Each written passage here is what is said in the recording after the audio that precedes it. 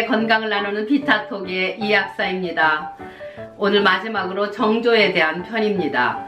정조는 배려심이 많았고 세종대왕과 같이 우리나라 이조 시대에 정말 백성을 사랑하고 여러가지 좋은 정책을 해왔던 왕으로 꼽히고 있습니다. 숙종 때부터 있었던 그 여러가지 스트레스와 어려움, 또 장희빈과의 사이에서 경종이 겪어야 했던 마음의 아픔, 그리고 더더군다나 이제 숙빈 최씨의 그 아들로 태어나서 흙수저에서 금수저가 되기 위해서 노력하느라고 마음의 병을 얻었던 영조, 그 아버지의 자수성가를 나도 이루어야 되겠다고 하는 생각은 있었지만 아버지의 질책과 칭찬이 없는 그런 몰아세움으로 인해서 사도세자의 그 우울증, 정신질환은 뒤주에 갇히는 그런 안타까움으로 남고 말았습니다. 영상 끝까지 보시고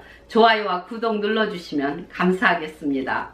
정조가 그 어린 나이에 아버지가 죽는 그 모습을 살려달라고 할아버지한테 할바마마 우리 아버지를 좀 살려주십시오 이렇게 애절하게 했지만 누가 저 아이를 여기 데리고 들어왔느냐 호령을 하면서 그 아이를 신하가 안고 나가게 됩니다.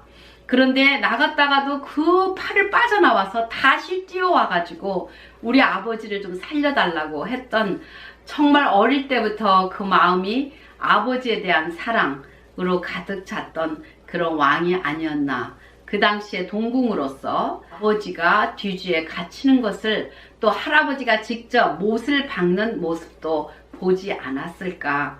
그리고 보지 않았다 하더라도 피해 있는 그 속에서 귀에서 못 박는 소리가 들리지 않았을까.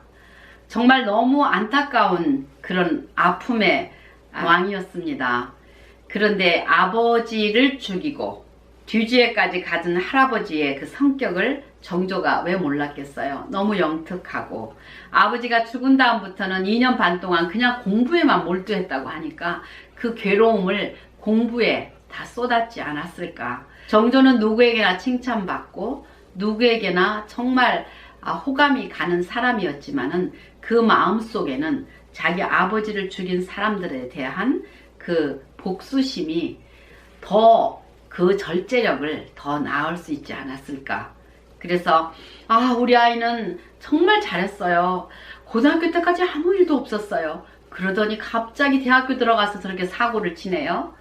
또 어떤 사람은 6학년 때까지는 정말 반장으로서 그 학교에서 정말 칭찬을 받았던 애인데 왜 제가 저렇게 갑자기 저렇게 됐는지 모르겠어요. 그 갑자기는 없습니다. 그리고 갑작스러운 그 사고를 당해서 우리가 수술을 하거나 할 수는 있지만 평상시에 갑작스러운 병은 그렇게 흔하지 않습니다. 서서히 그 안에서 골마서 염증이 되고 그 염증이 여러 가지 병을 유발하는 것처럼 이 아이가 갑자기라는 것은 있기 전에 물이 20도 30도 끓어오르다가 100도에서 뚜껑이 열리는 수가 있습니다.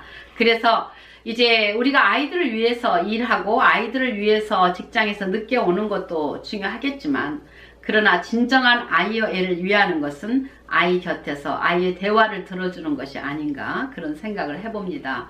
사도세자와 영조가 점점점 멀어지면서 대화가 딱 끊기고 그 아버지와 아들과의 사이는 원수보다 더 무서운 사이가 되었던 것처럼, 그러나 정조는 조용히 정말 그 아픔을 삭혀가면서 달아나기를, 자기 자신이 크기를 기다렸습니다.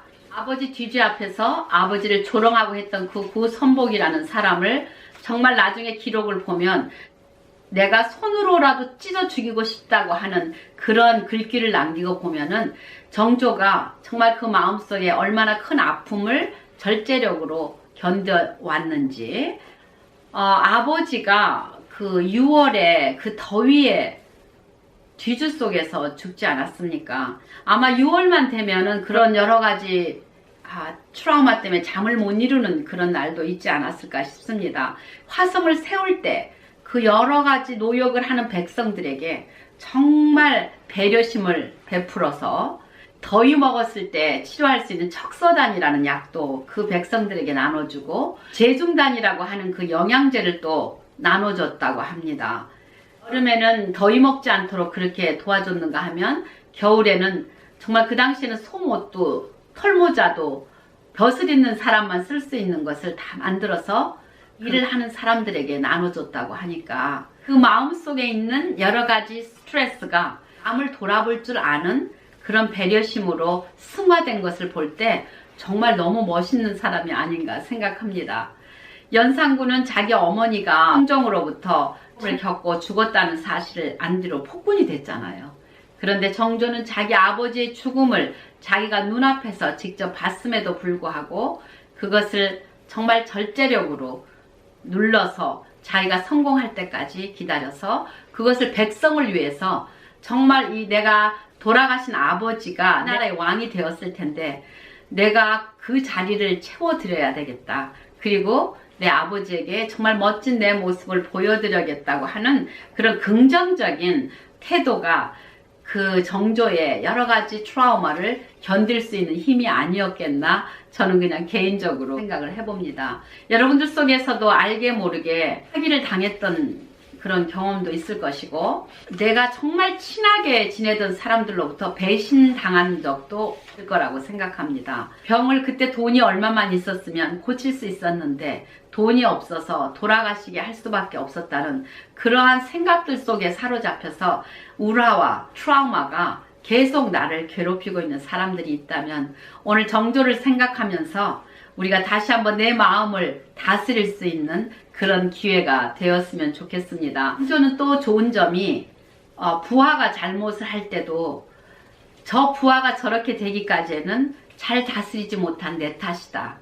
그래서 항상 남을 탓하기 전에 자신을 탓하면서 자신을 돌아보면 정말 내가 너무 부끄러워서 차라리 내가 저 아픔을 겪고 내가 저 벌을 받아야 되는데 더 이상의 벌을 저들에게 내리면 안 되겠다. 이렇게까지 배려를 하는 왕이었다고 합니다. 그리고 이제 영조가 또 할아버지가 이 정조에게는 자기 아들 사도세자에게 했던 것보다 훨씬 온유하게 대하고 칭찬도 해주고 사도세자를 죽인 것에 대한 아픔이 있어서 그랬는지 정조한테는 너그럽게 교육을 시킨 그런 좋은 점이 있어서 어쩌면 정조가 그러한 혜택을 또 보고 자라지 않았을까 하는 생각이 듭니다. 오늘 정조편에서는 제가 개인적으로 강조드리고 싶은 점은 사람들이 인생을 살면서 어려운 트라우마를 겪지 않은 사람들이 몇이나 되겠습니까? 작고 크건 간에 다 어려움이 있습니다. 그 어려움을 내가 병이 돼버리면 안 되니까 어려움을 내가 맞닥뜨리기 위해서는 마음을 굳건히 하면서 내가 어딘가에 몰두할 수 있는 일을 찾아보는 것도 좋겠습니다. 내가 좋아하는 취미생활도 좀 하고 또 이 정조는 그 아버지의 아픔을 공부에다가 거기다가 자기 자신을 투자하면서 승화를 시켰다고 하는데 여러분들은 각자에게 어떤 방법으로든지 자기 자신의 마인드를 컨트롤할 수 있으면서 오히려 나의 이 역경이 나를 발전시키는 기회로 삼을 수 있다면 우리는 연산군이 되지 않고 정조가 될 수가 있습니다. 내가 나 자신을 자조하고 나만 왜 이러지? 나는 이렇게 항상 어려움 속에 있는 거야. 왜 우리 아버지는 그렇게 돌아가셔서 나를 이렇게 돈도 한 푼도 없이 간 거야? 라고 자꾸 남을 탓하기보다는 내가 지금이라도 일어설 수 있어. We can do it. 우리는 할 수 있다. 이 코로나로 어려움이 오지만 우리는 정말 이 절제력을 가지고 더 이 어려움을 내 스태핑 스톤, 내 발판으로 삼아서 다시 한번 일어나야 되겠다고 하는 그런 굳은 의지를 가지는 기회가 됐으면 좋겠습니다. 여러분에게 큰 도움이 되셨기를 바라면서 좋아요와 구독 눌러주시면 감사하겠습니다. 행복한 하루 되세요.